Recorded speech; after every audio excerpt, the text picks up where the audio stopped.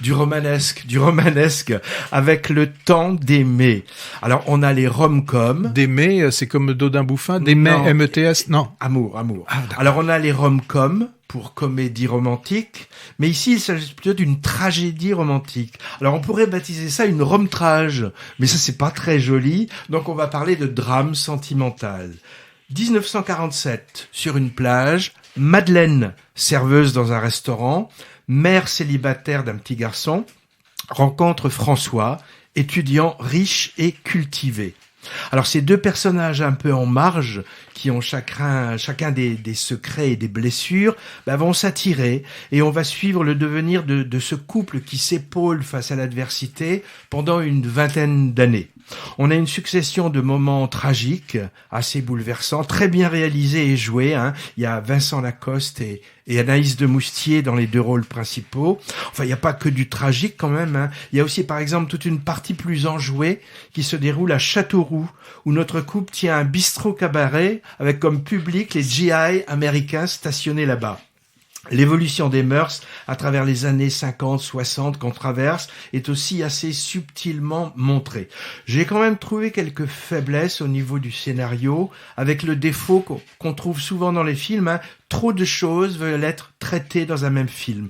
Je pense en particulier à une histoire pas très crédible et un peu poussive avec un soldat américain, j'en dis pas plus. C'est le 4e long métrage de la réalisatrice et scénariste qui s'appelle Catel Quilivéré, son premier en 2010, Un poison violent. Alors, casting intrigant, Patrick, il réunissait Lio et Michel Galabru.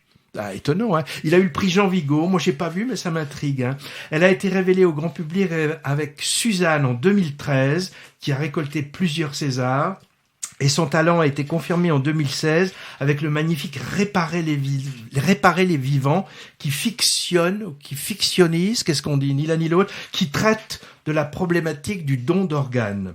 Avec le temps d'aimer, la réalisatrice dit avoir voulu rendre hommage à sa grand-mère, dont elle s'est inspirée de l'histoire tragique pour le scénario. À la fin de la guerre, elle était, comme on disait à l'époque, fille-mère d'un enfant conçu avec un soldat allemand. Alors, opprobre, réputation, évidemment. D'ailleurs, le début du film, avant le générique, je crois, montre des images d'archives absolument terribles, de femmes humiliées et tondues à la libération. C'est assez insoutenable.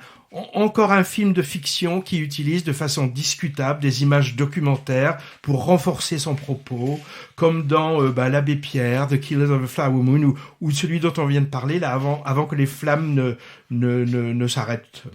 Alors moi j'ai beaucoup apprécié Le temps d'aimer au Festival du film francophone d'Angoulême cet été. Il a remporté le Valois de Diamant, figure-toi, c'est-à-dire le film jugé le meilleur de la compétition. Et Vincent Lacoste est reparti avec un prix d'interprétation masculine mérité. J'ajoute que c'est le film présenté en clôture du Festival du film d'histoire de Pessac, dimanche soir prochain. On causera un peu tout à l'heure de ce festival. Et il sera sans doute dans toutes les salles dès la semaine prochaine. Avis aux amateurs et amatrices de romanesque.